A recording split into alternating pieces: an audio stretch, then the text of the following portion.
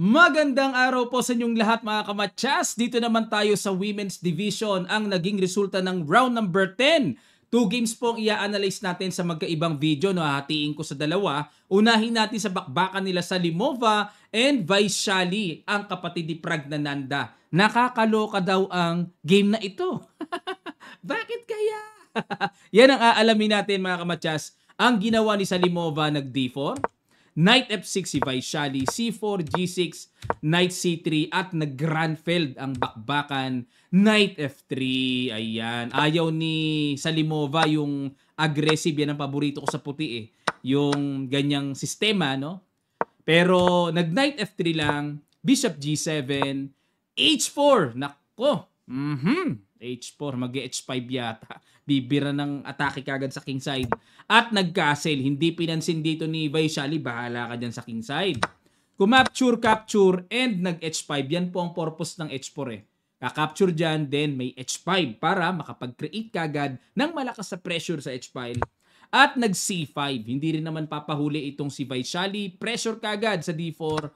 At capture. Bishop H6 para tagpasin kagad ang strong fianchetto bishop. Capture muna, then King G7. At nag-Queen D2, dinipensahan. C takes D4, nag-Rook H4. Bookline pa rin pala ito. Oo, may threatening Queen H6 nga pala, no? Rook H8, pwersadong saluhin ang H6 na yan. Capture, takes, C takes D4, Knight D7. So wala pa rin pong bagong nagaganap. Bookline pa rin. E4, control the center, Knight E4, and Queen F4, Bishop D7. Dito nagkaiba na. Kasi ang mga nagawa na dito, may tumira ng Queen H5, may tumira na rin ng Queen D8, may tumira na rin ng, ayun na nga, novelty, Bishop D7, nag-Knight G5. Malakas din po ang tira kasi mag-E5 na, threatening Queen takes F7, nag-Rook F8. Depensa muna, kapit muna dito si Vaishali. Nag-Rook B1, threatening Rook takes, B6 dinipensahan at nag-F3 para solid na ang sentro. Nag-Queen H6. Nag-pin pero hindi nagustuhan po ang timpla na yan ng computer engine. Dapat daw ang tira ay Knight H5, tapos magku-Queen E5 check, Knight F6 balik ulit. Yun nga lang, medyo nakakailang sa mata, no? Parang ang hirap gawin naman yung ganun. Queen H6, Rook C1 para pupunta naman sa C7. Nag-Knight H7 para ma-neutralize na yung Knight na yan. Pwersado Knight H3. Kinapture ang Knight. Capture Queen to Queen. At ito na nga po yung endgame outcome nila. Dinipensahan ang F3. Nag-Knight E6, King E3. Depensa sa D4. Rook D8, D5. At nag-Knight C5. Ayan na po, no? Para matakpan, walang mga pasok-pasok. Nag-Bishop C4, E5. Pag kinapture ito, okay lang, capture lang ng pawn. Nag-A4. Nagbibigay ng pakain. Ano ang threat? Pero nag-A5 lang. Pero alamin natin itong kargang binitawan ni Salimova. Pag kinapture ang sacrifice pawn niya, meron siyang Rook A1. May bawi din sa A7. At halimbawa, mga has mag-Knight B2, magbi-Bishop E2 lang yan. Napakalaking delikado ng Knight na yan. Kasi kapag ang pawn ang niligtas, Rook A2, long collides ang Knight. Kulong, walang pupuntahan, walang uuwian mga kamatsas. Kaya nag-A5 dito, Bishop B5, time naman para depensa na. Nag-F5 at nag-Rook D1. Ayan, para masuportahan na yung tulak ng pass pawn. King G5, Bishop C6, King F6, at nag-H4, nag-Rook H8, tineret ang pawn, nag-D6. Kumbaga, sige, subukan mong capturein yan, magdi-D7 at hindi maaagapan yung pag-promote doon. Nag-F4 check muna, King F2 at nag-Knight E6. Ayan, para talagang totally secure ni Vaishali yung pagpopromote ng pawn. At nag-Rook D5. Rook D5. Mag-Rook B6 pa?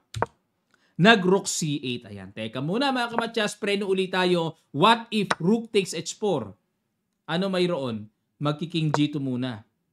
O, pwede palang capture yun. Sabay Rook H8 ulit. Sayang yung isang pawn. Yun ang pinagtataka ko kasi pag nag-D7, anytime naman may Knight D8 Yun ang pinagtataka ko bakit hindi ginawa, no? Hindi kinapture yung pawn. Balik tayo.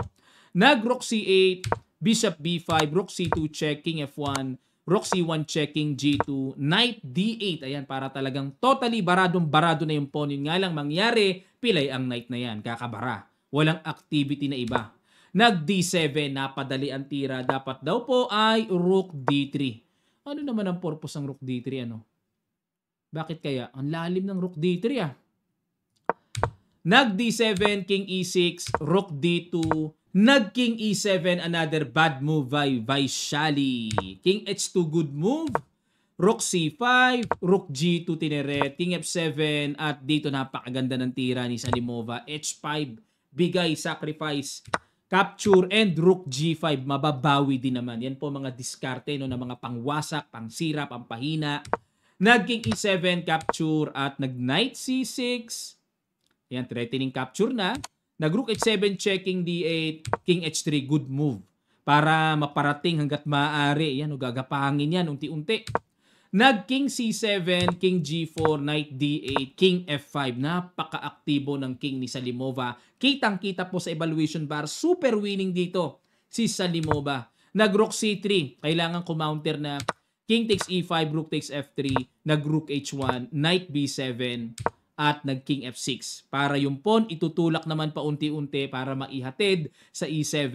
Rook E3, nag-E5 mga kamatsas, yun lamang. At balik sa pagka-equalize ng evaluation bar. Malaki po ang nasayang dito ni Salimova. Kung kayo ang titira ng puti, ano kaya ang na-miss ditong napakalakas na hataw ni Salimova? Sige po, paki-guess. Sa ilang sandali lang, tutuloy kagad natin. Start!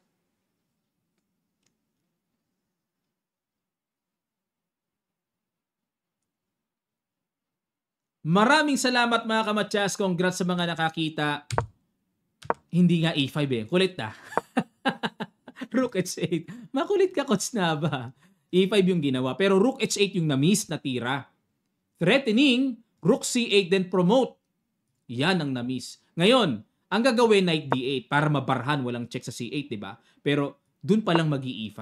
At kung may panggulong F3, mag-Rook H1. Ayan, tapos check. Then Rook C8, etc. etc. Wala namang dapat ikabahala pa sa gagapang na pawn kasi anytime controlled naman ng bishop yan eh. Yan po ang winning line na na-miss dito ni Salimoving.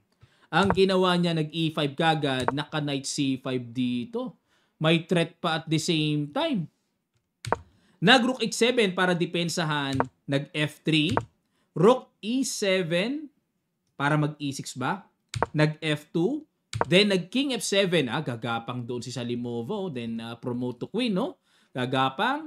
Nag-Rook H3 para pagka pumunta doon ay may mga check-check. Nag-E6, Knight B7, ayun, nag-blunderations ulit dito si Vaishali. Sabi ko sa inyo, nakakaloka. Nakakaloka tong game na to eh. Oh, dapat daw ang tira ay Rook H1. Grabe namang mga timplahan kasi.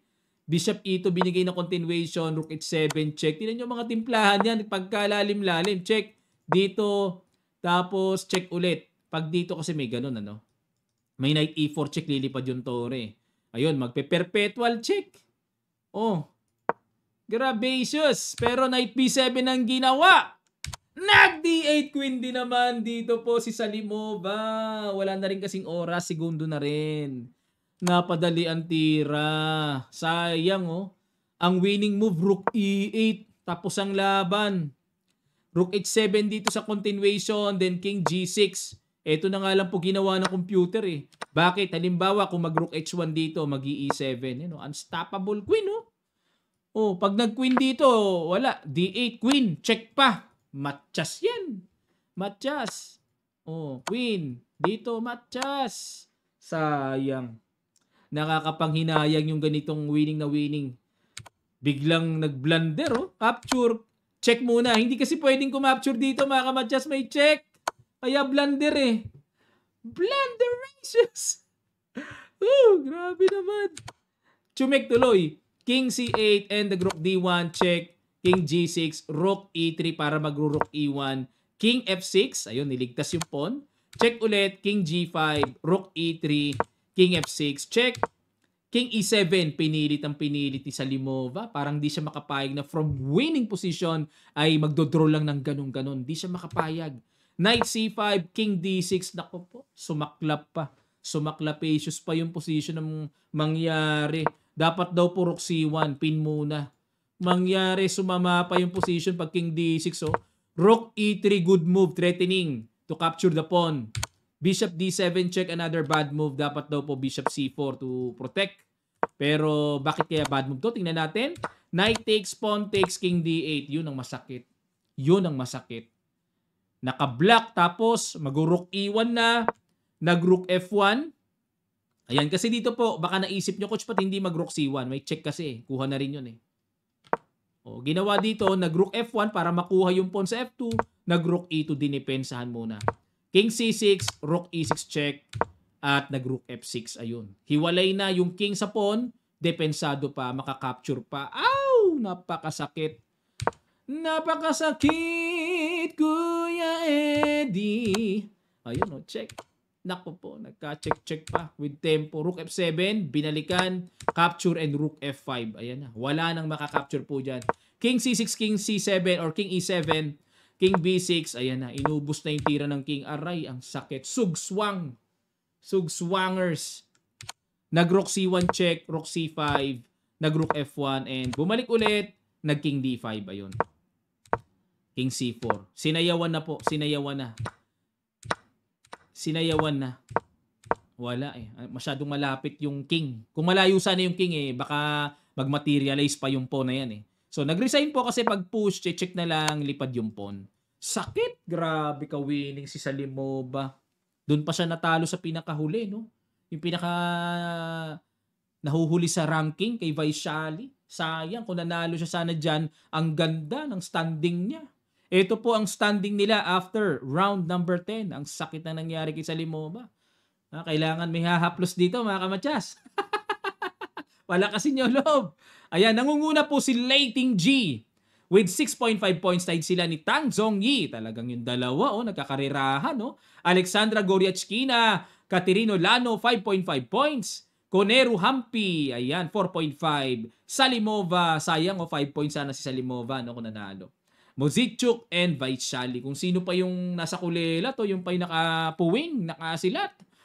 Wala tayong magaos. Yan talaga, chis eh. Maraming salamat po mga kamatyas sa inyong matigang panonood. Sana natuto kayo dito. Kapag winning na, ingatang mabuti at huwag magmadali.